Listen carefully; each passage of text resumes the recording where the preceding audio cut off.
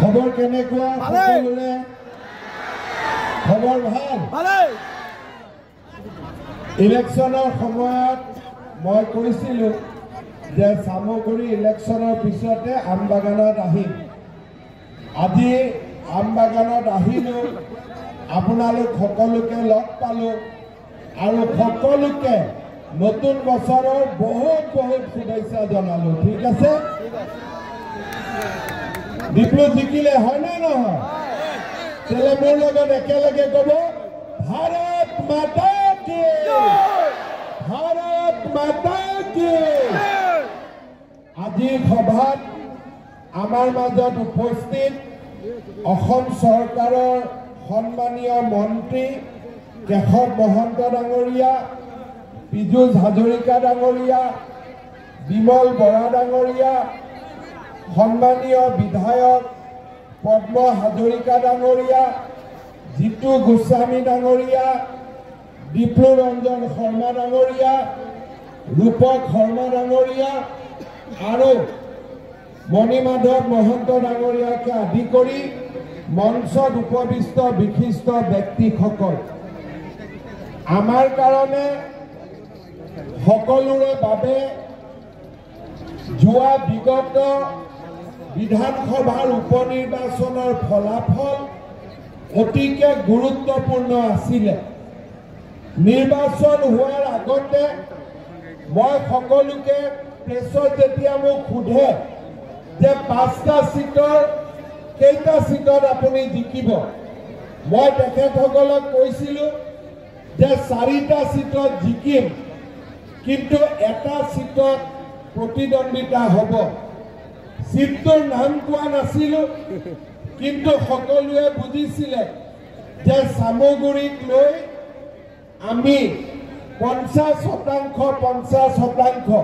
50-50 আমি হৈ আছিলোঁ যেতিয়া নিৰ্বাচন ওচৰ চাপিলে মোক জিতু গোস্বামীয়ে ক'লে যে দাদা এইবাৰ চামগুৰিত বটা বেলেগ আপুনি ভাল কেণ্ডিডেট দিয়ক আমি চামগুৰিত জিকাই লৈ আহিম কেশৱ মহন্ত ডাঙৰীয়াই মোক কৈছিলে যে চামগুৰিত পৰিৱেশ ভাল আৰু আমি যদি সকলোৱে মিনি ইলেকশ্যন খেলোঁ আমি ইলেকশ্যনত জিকিম মোৰ মনত ইমান বিশ্বাস হোৱা নাছিলে তথাপিতো মই ডিপ্লু ৰঞ্জন শৰ্মাক এদিন ফোন কৰি ক'লোঁ যে পাৰ্টিৰ কাৰণে তুমি ইলেকশ্যন হাৰিব ৰেডি হয়নে নহয় তেতিয়া প্ৰথমতে ডিপ্লুৱে ক'লে যে জীৱনত প্ৰথম ইলেকশ্যন আৰু হাৰিয়ে আৰম্ভ কৰিম নেকি মই ক'লোঁ ময়ো জীৱনৰ প্ৰথম ইলেকশ্যন হাৰিয়ে আৰম্ভ কৰিছিলোঁ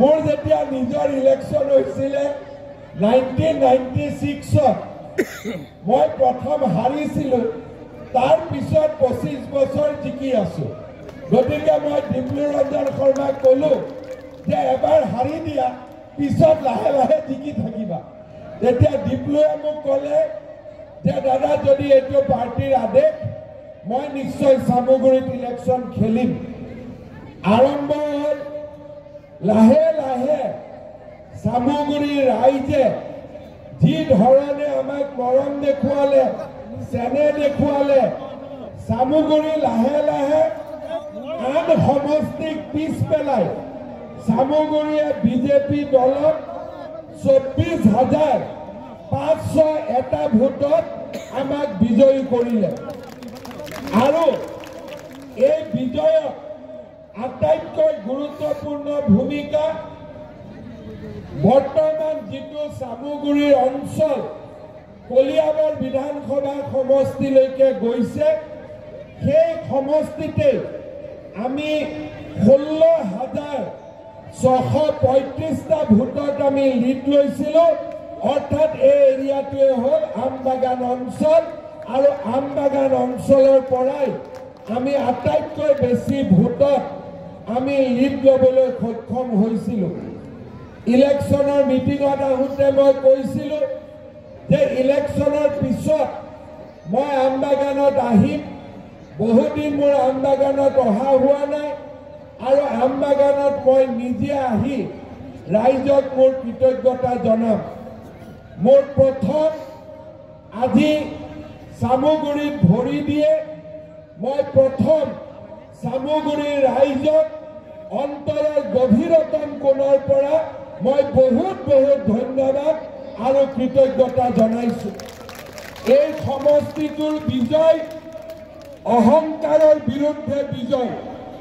এজন মানুহে কিমান অহংকাৰী হওক, কিন্তু যেতিয়াই অহংকাৰী হৈ আমি গৈ থাকিম তেতিয়া ওপৰত ঈশ্বৰে হওক আল্লাই হওক কোনেও অহংকাৰী কেতিয়াও জীয়াই থাকিবলৈ নিদিয়ে। অহংকাৰীৰ পতন যুগে যুগে হৈছে আৰু এইবাৰো অহংকাৰী ৰকিবুল হুছেইনৰ পতন চামগুৰিত আমি নিজে সকলোৱে দেখা পালোঁ। এজন মানুহৰ দেউতাকো এটা জাগাৰ পৰা MLA হ'ব, পুতেকো এটা জাগাৰ পৰা MLA হ'ব, নাতিয়েকো একেটা জাগাৰ পৰা MLA হ'ব। চামগুৰিৰ পৰা কলিয়াবৰলৈ যাওঁতে যাওঁতে আমবাগানৰ ৰাইজে ৰকিবুল হুছেইনক বুজাই দিলে যে আমিও আপোনাৰ অহংকাৰ খতম কৰিব পাৰোঁ, আমিও আপোনাৰ অহংকাৰ নোহোৱা কৰিব পাৰোঁ। আজি মই বিশ্বাস কৰোঁ যে এই চামগুৰিৰ নিৰ্বাচনে অসমৰ ৰাজনীতিলৈ এক নতুন পৰিৱৰ্তন আনিলে আৰু 2026ত বিজেপি আৰু AGPৰ বিজয় 100% আকৌ এবাৰ নিশ্চিত কৰিলে। কৰিলে নে নাই? নিশ্চিত কৰিলে নে নাই? সঁচাই কৰিছে। 26ত বিজেপি জিকিব নে নাই? লাহে লাহে কৈছে নেকি? বিজেপি জিকিব, AGP জিকিব নে নাই? জিকিব, একদম জিকিব। বহুত বহুত ধন্যবাদ। এই ইলেকশ্যনত আমাক একেবাৰে ওচৰৰ পৰা আমাৰ মন্ত্ৰীসভাৰ পৰা এই ইলেকশ্যনৰ দায়িত্ব ল'বলৈ মই বিমল বৰা ডাঙৰীয়াক অনুৰোধ কৰিছিলোঁ আৰু তেখেতে প্ৰায় এমাহ ডেৰ মাহ সময় চামগুৰিত ইলেকশ্যনৰ বাবে সময় দিছিলে। আমাক সকলোকে একত্ৰিত কৰি নিৰ্বাচনটোত আগুৱাই লৈ গৈছিলে। মই ৰাইজক অনুৰোধ কৰিম আপোনালোকে বিমল বৰা ডাঙৰীয়াৰ কাৰণে এটা দীঘল হাত চাপৰি আপোনালোকে নিশ্চয় মাৰিব। শ্ৰদ্ধা ৰাইজ, কামাখ্যাত আছাৰ নিৰ্বাচনেই হওক বা ডিপ্লুৰঞ্জন শৰ্মাৰ নিৰ্বাচনেই হওক, কেশৱ মহন্ত ডাঙৰীয়াই যেতিয়াৰ পৰা এই অঞ্চলটো কলিয়াবৰলৈকে গৈছে আৰু তাৰ আগৰ পৰা তেখেতে এই অঞ্চলৰ ৰাইজৰ উন্নয়নৰ বাবে সদায় চিন্তা কৰি আহিছে। মই ৰাইজক অনুৰোধ কৰিম আপোনালোকে কেশৱ মহন্ত ডাঙৰীয়াৰ কাৰণেও এটা দীঘলীয়া হাত চাপৰি মাৰি দিব আৰু তেখেতক আশীৰ্বাদ কৰিব। এই নিৰ্বাচন আমি খেলিম নেখেলিম, জিকিম নিজিকিম, এজন মানুহে একেবাৰে ওচৰৰ পৰা এই নিৰ্বাচনত নেতৃত্ব দিছিল, দিনে ৰাতিয়ে কষ্ট কৰিছিল আৰু সেইজন ব্যক্তিৰে নাম হ'ল বৰহমপুৰ সমষ্টিৰ বিধায়ক জিতু গোস্বামী ডাঙৰীয়া। মই আপোনালোকক অনুৰোধ কৰিম জিতু গোস্বামী ডাঙৰীয়াৰ কাৰণেও আপোনালোকে এটা দীঘলীয়া হাত চাপৰি মাৰি তেখেতক যেন আশীৰ্বাদ কৰে। শ্ৰদ্ধা ৰাইজ, কেইটামান মাহেই হওক বা ডেৰটা বছৰেই হওক চামগুৰি সমষ্টিৰ ৰাইজে ডিপ্লুৰঞ্জন শৰ্মাক বিধায়ক হিচাপে নিৰ্বাচিত কৰিলে। ইয়াৰ পিছত চামগুৰিৰ কলেবৰ পৰিৱৰ্তন হ'ব, নতুন চামগুৰি হ'ব। কিন্তু ৰাইজক আমি কথা দিছোঁ নতুন চামগুৰিটো ৰকিবুল হুছেইনৰ পৰিয়ালক আমি সকলোৱে লগ লাগি আকৌ এবাৰ পৰাস্ত কৰিম। 26তো তেওঁক আকৌ এবাৰ আমি ইলেকশ্যনত হৰুৱাম। সেই সংকল্প আজি আমি ইয়াতে গ্ৰহণ কৰিছোঁ। মই ডিপ্লুৰঞ্জন শৰ্মাক আজি অভিনন্দন জনাম যে তেখেতে সুন্দৰভাৱে নিৰ্বাচন প্ৰতিদ্বন্দ্বিতা কৰিলে, ৰাইজৰ মৰম আদৰ আৰু তেখেতে বিপুল ভোটত বিজয়ী হ'ল। মই আশা কৰোঁ ডিপ্লুৰঞ্জন শৰ্মা ডাঙৰীয়াই কেশৱ মহন্ত ডাঙৰীয়াৰ সৈতে লগ লাগি এই বৃহত্তৰ আমবাগান অঞ্চলৰ ৰাইজৰ উন্নয়নৰ কাৰণে কাম কৰিব আৰু মই মুখ্যমন্ত্ৰী হিচাপে ডিপ্লুৰঞ্জন শৰ্মাক সকলো ধৰণৰ সহায় আৰু সহযোগিতা আগবঢ়াম। কেশৱ মহন্ত ডাঙৰীয়াক সকলো ধৰণৰ সহায় আৰু সহযোগিতা আগবঢ়াম। শ্ৰদ্ধাৰ ৰাইজ, আজি আমবাগানত মই অহাৰ সময়তে স্থানীয় ৰাইজে মোক কেইবাটাও আমবাগানৰ উন্নতিৰ বাবে দাবী উত্থাপন কৰিছে। প্ৰথম দাবী হ'ল যে আমবাগানত 30খন বিচনাযুক্ত এখন মডেল হস্পিটেল নিৰ্মাণ কৰিব লাগে। ৰাইজক মই প্ৰতিশ্ৰুতি দিছোঁ, আগষ্ট মাহৰ আগতেই ইয়াত মডেল হস্পিটেল নিৰ্মাণৰ কাম আৰম্ভ হ'ব। এই প্ৰতিশ্ৰুতি মই আজি আপোনালোকক দিব বিচাৰিছোঁ। আপোনালোকে আমবাগান বজাৰৰ পূজাবাৰীখন অত্যাধুনিক ৰূপত আপোনালোকে সজাবৰ বাবে মোক অনুৰোধ কৰিছে। মই পূজাবাৰীখনৰ কাৰণে আজিয়েই 50 লাখ টকাৰ অনুদান এটা আজিৰ সভাতে মই আগবঢ়াইছোঁ। শ্ৰদ্ধাৰ ৰাইজ, আপোনালোকে লাওখোৱা চিকিৎসালয়খনকো মডেল হস্পিটেল নিৰ্মাণ কৰিব কৈছে। মই লাওখোৱা চিকিৎসালয়খনো মডেল হস্পিটেল হিচাপে আপোনালোকক নিৰ্মাণ কৰি দিম। আগষ্ট মাহত 2খন হস্পিটেলৰ আধাৰশিলা আৰু নিৰ্মাণ কেশৱ মহন্ত আৰু ডিপ্লুৰঞ্জন শৰ্মাই আৰম্ভ কৰিব। ইয়াৰ লগতে আমবাগান উচ্চতৰ মাধ্যমিক খেলপথাৰখন অৰ্থাৎ এইখন সুন্দৰ কৰি দিয়াৰ বাবে অনুৰোধ কৰিছে। এই খেলপথাৰখনৰ বাবে মই আজিৰ সভাতে 2 কোটি টকাৰ অনুমোদন এটা ঘোষণা কৰিছোঁ আৰু সুন্দৰভাৱে আমি এই খেলপথাৰখন নিৰ্মাণ কৰি দিম। লাওখোৱা উচ্চ মাধ্যমিক বিদ্যালয়খনত উচ্চতৰ মাধ্যমিকলৈ উন্নীত কৰিব লাগে। আজিৰ সভাতে মই ঘোষণা কৰিছোঁ, লাওখোৱা উচ্চ মাধ্যমিক বিদ্যালয়খনক আমি প্ৰথমতে আৰ্টছ হিচাপে আমি ইয়াক উচ্চতৰ মাধ্যমিকলৈকে উন্নত কৰি দিম। তাৰ উপৰিও আমাৰ আমবাগান উচ্চতৰ মাধ্যমিক বিদ্যালয়খন সুন্দৰ কৰি নিৰ্মাণ কৰাৰ বাবে আজিৰ সভাতে মই 8 কোটি টকা একেলগে মই ঘোষণা কৰিছোঁ। 8 কোটি টকাৰে সুন্দৰভাৱে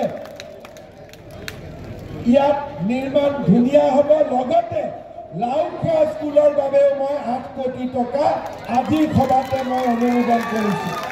আমবাগানো ধুনীয়া হ'ব, লাওখোৱাও ধুনীয়া হ'ব, 2টা জেগাতে মডেল হস্পিটেল হ'ব আৰু আমি সকলোৱে লগ লাগি উন্নয়নৰ পৰিৱেশলৈ আগুৱাই গৈ থাকিম। বৰ্তমান আমাৰ ৰাজ্যখনত অৰুণোদয় হিতাধিকাৰী নিৰ্বাচনৰ কাম চলি আছে। আমাৰ ৰাইজে প্ৰত্যেকটো পুলিং বুথতে গাঁও সভা পাতি ধুনীয়াকৈ যাতে অৰুণোদয় হিতাধিকাৰীসকলক নিৰ্বাচিত কৰি দিয়ে আৰু আমি যিমান পাৰোঁ বেছিকৈ চামগুৰি ৰাইজৰ বাবে অৰুণোদয় আঁচনি দিবৰ বাবে আমি চেষ্টা কৰিম। আজিৰ সভাতে চামগুৰি ৰাইজৰ বাবে মুখ্যমন্ত্ৰীৰ বিশেষ কোটাৰ পৰা মই অতিৰিক্তকৈ আৰু 2,500 অৰুণোদয় বেলেগ সমষ্টিৰ তুলনাত মই বেছিকৈ এই সমষ্টিৰ ৰাইজৰ বাবে আজিয়ে মই ঘোষণা কৰিছোঁ, যাতে মেক্সিমাম পৰিয়ালে আমাৰ ইয়াতে অৰুণোদয় আঁচনি পাব পাৰে। ইয়াৰ উপৰিও যিসকল মহিলাই আমাৰ উদ্যমিতা আঁচনিত আবেদন কৰিছে 10,000 টকাটো কেতিয়া আহিব চিন্তা কৰি আছে আপোনালোকে চিন্তা নকৰিব নিৰ্দিষ্ট সময়ত ধুনীয়াকৈ 10,000 টকাটো ঘুমাই যাব এইটো মোৰ ওপৰত দায়িত্ব এৰি দিয়ক আপোনালোকে বেছি চিন্তা কৰি নাথাকিব হ'ব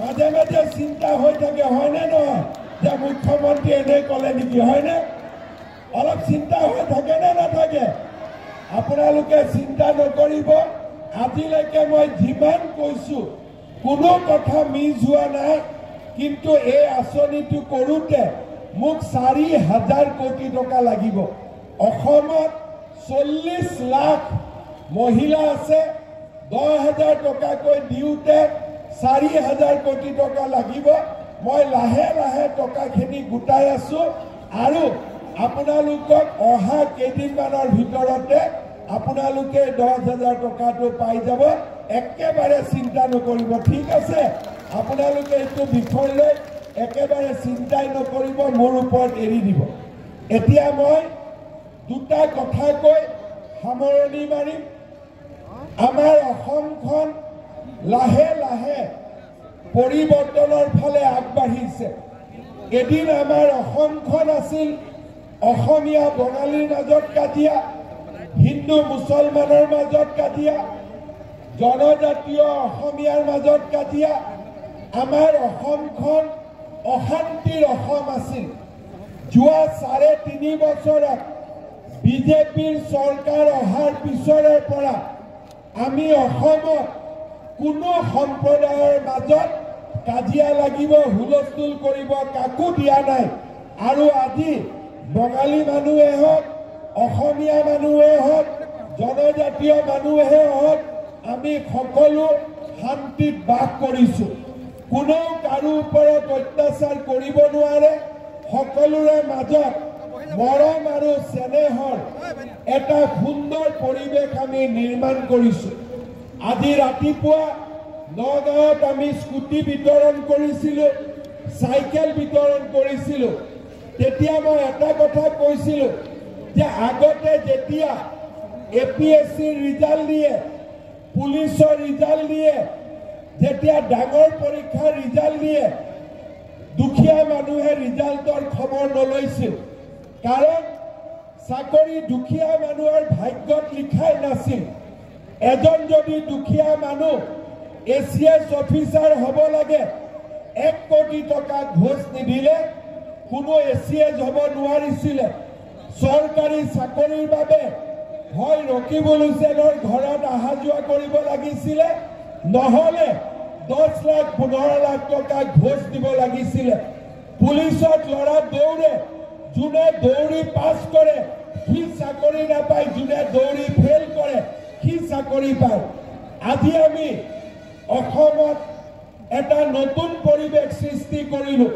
চাকৰি কোনে পাইছে মন্ত্ৰীৰ খোল খালি একে নহয় চাকৰি কোনে পাইছে ডাঙৰ অফিচাৰৰ ল'ৰা ছোৱালীয়ে নহয় চাকৰি কোনে পাইছে গাঁৱৰ তৰকাৰী বেপাৰীৰ ল'ৰা গাঁৱৰ পকৰি বিক্ৰী কৰা দোকানী আৰু গাঁৱৰ বিধৱা মানুহৰ ল'ৰা ছোৱালীয়ে আজি অসমত চৰকাৰী চাকৰি পাই এইখন অসম আমি নিৰ্মাণ কৰিছো আজি ল'ৰা ছোৱালীয়ে স্কুলত পঢ়িব যায় সকলোৱে জানে যে মই যদি পঢ়া শুনা কৰো মামা আছে মই টকা নিদিয়াকৈ চৰকাৰী চাকৰি পাম এইখন অসমত য'ত কংগ্ৰেছৰ দিনত 1 কোটি টকা ঘোষ লৈছিলে আজি ল'ৰা ছোৱালীয়ে পঢ়া শুনা কৰি চৰকাৰী চাকৰি পায় যোনে চৰকাৰী চাকৰি নাপায় তাক উদ্যোগ আৰু ব্যৱসায় কৰিবৰ বাবে চৰকাৰে সহায় কৰে আৰু আজি আমাৰ অসমখনত আমি এটা নতুন পৰিৱেশ নিৰ্মাণ কৰিছো আজিও কংগ্ৰেছৰ ৰাজ্যবিলাকত যাব চাকৰিৰ কাৰণে 1 কোটি 50 লাখ টকা ঘোষ দিব লাগে আজি অসমত চৰকাৰী চাকৰি কোনো বাজ বিচাৰ নাই বোলে ই বঙালী মানুহ ইয়াক চাকৰি নিদিও ই হিন্দু মানুহ তাক চাকৰি নিদিও ইয়াক ই ট্ৰাইবেল মানুহ তাক চাকৰি নিদিও এইবিলাক নিয়ম নাই। আটাইতকৈ পঢ়া শুনা কৰি আজি আমি অসমত চৰকাৰী চাকৰি পাব পাৰোঁ আৰু যোৱা 3.5 বছৰত এই নিয়মত আমি অসমৰ সমাজ জীৱনত আমি প্ৰতিষ্ঠা কৰিব পাৰিলোঁ। আৰু সেইকাৰণে ৰাইজক মই অনুৰোধ কৰিম, আপোনালোকে যেন নিজৰ ল'ৰা ছোৱালীক ভালকৈ পঢ়ুৱাই স্কুললৈ পঠিয়াই কলেজলৈ পঠিয়াই, কাৰণ এতিয়া অসমত টকা পইচাই চাকৰি নিদিয়ে, অকল পঢ়া শুনা কৰি পুলিচত দৌৰি পেলাইহে আমি চৰকাৰী চাকৰি পাব পাৰোঁ। আৰু সেইকাৰণে মই দুখীয়া ৰাইজক অনুৰোধ কৰিম, আপোনালোকে যেন গাঁৱৰ স্কুলখনত চকু দিয়ে, ল'ৰা ছোৱালীৰ পঢ়া শুনা হয় আৰু আমি সকলোৱে মিলি এখন নতুন অসম আমি যাতে নিৰ্মাণ কৰিব পাৰোঁ। মই আমবাগানৰ ৰাইজক পুনৰ এবাৰ ধন্যবাদ জনাম। আপোনালোকে চামুগুৰিত থাকোঁতে আমাক পদুম ফুলৰ ছবিত ভোট দি ডিপ্লু ৰঞ্জন শৰ্মাক বিজয়ী কৰিলে। 26ৰ ইলেকশ্যনতো কলিয়াবৰ সমষ্টিত আপোনালোকে যাতে হাজাৰ হাজাৰ ভোটত আমাৰ মিত্ৰ দলৰ প্ৰাৰ্থীক বিজয়ী কৰে, তাৰ বাবে মই আজিয়ে আপোনালোকক অনুৰোধ কৰি থৈ গ'লো। শ্ৰদ্ধাৰ ৰাইজ, যিখিনি মই কথা ঘোষণা কৰিলোঁ, কেশৱ মহন্ত আৰু ডিপ্লু ৰঞ্জন শৰ্মাক মই দায়িত্ব দিলোঁ যাতে গোটেইখিনি কাম মোৰ পৰা ধুনীয়াকৈ কৰাই আনি ৰাইজৰ বাবে সুন্দৰ কৰি আগবঢ়াই দিয়ে। আৰু অহাবাৰ দুৰ্গা পূজাৰ আগতে ইয়াৰ যাতে দুৰ্গাবাৰী নতুন ৰূপত বনোৱা হৈ যাব পাৰে। ঠিক আছে নহয়? অহাবাৰ দুৰ্গা পূজাৰ আগতে ধুনীয়াকৈ কেশৱ মহন্ত ডাঙৰীয়া ডিপ্লু ৰঞ্জন শৰ্মাই মিলি দুৰ্গাবাৰী বনাই দিব। পঞ্চমীৰ দিনাখন ইয়াত আহি মই দুৰ্গাবাৰী ফিটা কাটি যাম। হ'ব? হ'বনে নাই? হ'ব? আৰু যদি ক'ৰবাত কেইলাখমান টকা আৰু এক্সট্ৰা লাগে সেইখিনিও আমি দি দিম। ধুনীয়া আমি মন্দিৰ ইয়াতে কৰি অহাবাৰ দুৰ্গা পূজাৰ চতুৰ্থী বা পঞ্চমী দিনাখন ইয়াতে আহি আমি সকলোৱে মন্দিৰৰ ফিটা কাটিম। হ'ব? হ'ব? চব ঠিক আছে, আৰুতো একো নাই। আপোনালোক সকলোৱে ভালে থাকক আৰু মোক আশীৰ্বাদ কৰি থাকিব, মোদী ডাঙৰীয়াক আশীৰ্বাদ কৰি থাকিব। আমি যাতে আমাৰ দেশৰ কাৰণে আৰু অসমৰ কাৰণে আমি যাতে এনেকৈ কাম কৰি গৈ থাকিব পাৰোঁ। সকলোকে বহুত বহুত আকৌ এবাৰ মই ধন্যবাদ জনালোঁ। আপোনালোকৰ যি মৰম,